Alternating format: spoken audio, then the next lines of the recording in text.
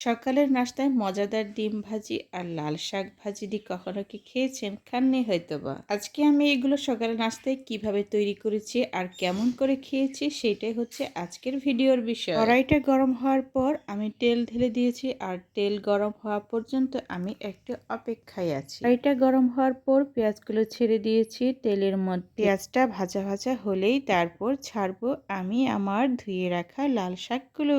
লাল শাক আমার পরিবারের বাচ্চারা সবাই পছন্দ করে, এত মজা পায় এত মজা পায়, খুব করে খায়। ওদের এই পছন্দের কারণে বাচ্চার বাবা আজকে শখ করে সকাল সকাল মার্কেটে গিয়ে লাল শাক নিয়ে আসছে। আরও তো মার্কেট করে নিয়ে আসছেই, তবে এটা হচ্ছে সকালের জন্য। আজকে গরম ভাত দিয়ে ডিম ভাজি আর লাল শাক ভাজি খাবে খুব মজা করে। অনেকে হয়তো সকালবেলা গরম ভাত খেতে পছন্দ করেন না, খান চা নাস্তা অন্য কিছু, কিন্তু আমরা ডাইরেক্টলি ভাত খেয়ে থাকি সামান্য পরিমাণে নাস্তা হিসেবেই। অনেকের খাওয়ার রুচি অনেক রকম, তা তো হতেই পারে, তবে এটা কিন্তু খুবই একটা ভালো জিনিস। আর লাল শাকে তো অনেক ভিটামিন আছে। পেঁয়াজগুলো আমি ভালো করে ভাজা ভাজা করে নিচ্ছি আর খুবই মজা করে ভাজবো বলে পেঁয়াজটা অনেকক্ষণ ধরে তেলের মধ্যে ভাজা ভাজা করে নিয়েছি, তবে খুব বেশি ভাজিনি, যেহেতু বাচ্চাদের জন্য রান্না কড়া করে ভাজবো না। এবার সব শাকগুলো আমি কড়াইয়ে দিয়ে দিলাম। কড়াই এখন ধরছে না, তবে লাল শাকগুলো ধীরে ধীরে সবগুলো একসাথে চুপসে যাওয়া শুরু করবে।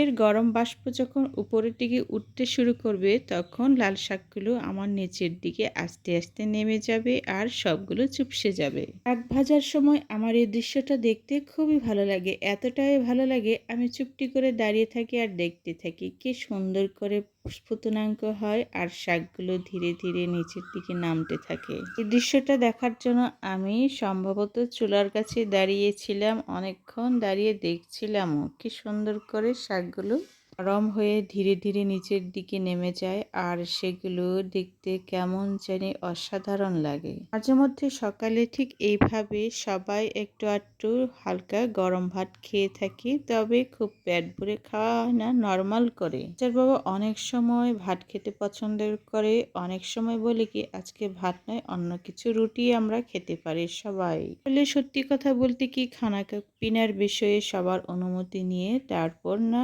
কথা বলি আর তারপর না রান্না করি। তো পরিবারের সকলে একসাথে খাওয়া দাওয়া করবে, সেই ক্ষেত্রে এই খাওয়া দাওয়ার বিষয়টা খুব সচেতনতার সাথে সবার কাছে অনুমতি নিয়ে রান্নার পর্বটা করতে হয়। অনেক সময় অনেকে অনেকভাবে খেতে চায়, অনেকে বলে যে আমি দুধ মুড়ি খাবো, অনেকে বলে আমি রুটি খাবো, অনেকে বলে আমি শুধু ভাত খাবো। অনেকটা ধৈর্য নিয়ে সবার জন্য আমি খাবারগুলো রেডি করে দিই আর ওরা খুব পছন্দ সহকারে মজা করে খাবারগুলো খেয়ে থাকে। আসলে সবার মন রক্ষা করে চলাফেরা করাটা খুবই কঠিন বিষয়, আর এই কঠিন বিষয়টাই অর্জন করতে হয় এই পরিবারের মধ্যে। আর ভালো লাগার দিকে খেয়াল রেখে এই বিষয়গুলো আমি খুব সচেতনতার সাথে সবার জন্য খাবার তৈরি করে দিই, খুবই ভালো লাগে। তবে ওরা যখন খুব আনন্দের সাথে খেয়ে থাকে। বললাম তো পরিবার এমনি এমনি সুন্দর হয় না, পরিবার সৌন্দর্য বাড়াতে হলে অনেকটা পরিশ্রম করতে হয়। একার পরিশ্রম আর একার মনোশক্তি দিয়ে হয় না, পরিবার সকালের এখানে অংশগ্রহণ করতে হয়। যে আমি যে কাজ করছি আমার ছোট বাবু থাকা সত্ত্বেও আমি কাজগুলো করেই যাচ্ছি, তার মধ্যে আবার অনেকে আমাকে সাহায্য করছে, ওরা ছোট বাবুর সাথে খেলাধুলা করছে। একে অপরের সহযোগিতায় নিশ্চয়ই যে কোনো জিনিস যে কোনো সময় যে কোনো মুহূর্ত অনেক সুন্দর হয়ে উঠতে পারে। সহযোগিতাগুলোই সবসময় সুন্দর হয়ে ওঠে আর ভালো হয়ে ওঠে। আমি আমার পছন্দ জায়গাটা মাঝে মধ্যে ওদের জন্য স্যাক্রিফাইস করে থাকি, ওদের পছন্দটাই সবসময় একটু প্রায়োরিটি দিয়ে থাকি। পরিবারের মধ্যে কেউ যদি স্যাক্রিফাইস করে অবশ্যই সেই স্যাক্রিফাইসটা হবে আরো সুন্দর আর আরো কোমল। শাকগুলো আমার অনেকটাই ভাজা ভাজা হয়ে গেছে, এখন আমি কি করব, আরেকটা টেকনিক আমি অ্যাড করেছি আজকে। আরও যদি ভালো লাগে আপনারাও আপনাদের রান্নাঘরে সেটা প্রয়োগ করতে পারেন। আর এটি হচ্ছে আজকে আমি তুলে ধরবো আপনাদের জন্য। কিছুক্ষণের জন্য রেখে দিতে হয়, রেখে দেওয়া শাকগুলো আস্তে আস্তে পানি যখন নিচের দিকে শুষে নেয় তখন আমি একটা টেকনিক অ্যাপ্লাই করে থাকি। অনেকে করে কিনা জানি না, তবে আমি মাঝে মধ্যেই করি। আমি এই টেকনিকটা অবলম্বন করে খুবই ভালো রেজাল্ট পেয়েছি আর খুব ভালো লেগেছে আমার। আপনাদেরও হয়তো ভালো লাগতে পারে, যদি ভালো লাগে তো ভালো, আর ভালো না লাগলে তো করার কিছু নেই, তবে আমি আমারটা শেয়ার করলাম। আমি আমার ছোট্ট এই বিষয়টা আপনাদের সাথে শেয়ার না করে পারলাম না। আসলে রান্নার ছোট ছোট জিনিসগুলো না খুবই আনন্দ দেয়, আর এটি খুবই মজাদার বিষয়। একেকটা পরিবারে হয় না এক এক রকম। আমার পরিবারও ঠিক অন্যরকম।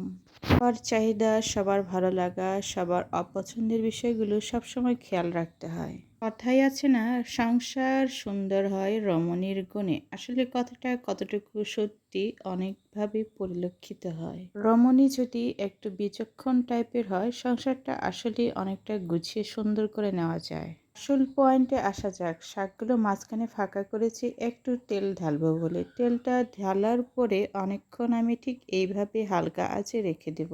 এটাতে শাক আরও টেস্টি হয় আর আরও মজাদার হয়। আপনারা আপনাদের রান্নাঘরে এই ধরনের টেকনিক প্রয়োগ করে দেখতে পারেন। কাজটা করতে হয় রান্নার কিছুক্ষণ হয় যখন ভাবটার ঠিক আগ মুহূর্তে, যখন তেলটা গরম হয়ে যাবে ঠিক তখনই সবগুলো শাকের সাথে এইভাবে উল্টে পাল্টে ভালো করে মিশিয়ে দিলে ভালো। তখন তেলটা সব দিকে ছড়িয়ে ছিটিয়ে শাকের সাথে মিশে যায়, আর তখন শাকটা খেতেও সুস্বাদু হয়। শাকটা আমার সম্পূর্ণ ভাজা হয়ে গেছে। এখন আমি ভাজবো হচ্ছে ডিম ভাজার জন্য আমি অলরেডি পেঁয়াজ কুচি, মরিচ সব কিছু রেডি করে রেখে দিয়েছি। ডিমটাও ফাটিয়ে অ্যাড করে রেখে দিয়েছি। এবার তাওয়ায় তেল ঢালার পর আমি ডিমটা ছেড়ে দিয়েছি গরম তাওয়ার উপর। আজকে এতটাই তাড়াহুড়ো হয়েছে যে গরম তাওয়াটা আমার আরেকটু গরম হলে ভালো হতো। লাল শাক ভাজিটা দেখে সবার এত খিদে পেয়েছে, চটজলদি করে ডিমটা আমার ভাজতেই হলো। আসলে না, খিদে জিনিসটা একেবারেই দমিয়ে রাখা যায় না। এটা কারোর কথা শুনেও না, কাউকে সম্মানও করে না। এদের কোনো আত্মসম্মান নেই। খিদের আছে হচ্ছে ভরা পেট। সে খাবার পেলেই শান্তি, আর খাবার পেলে না পেলেই অশান্তি।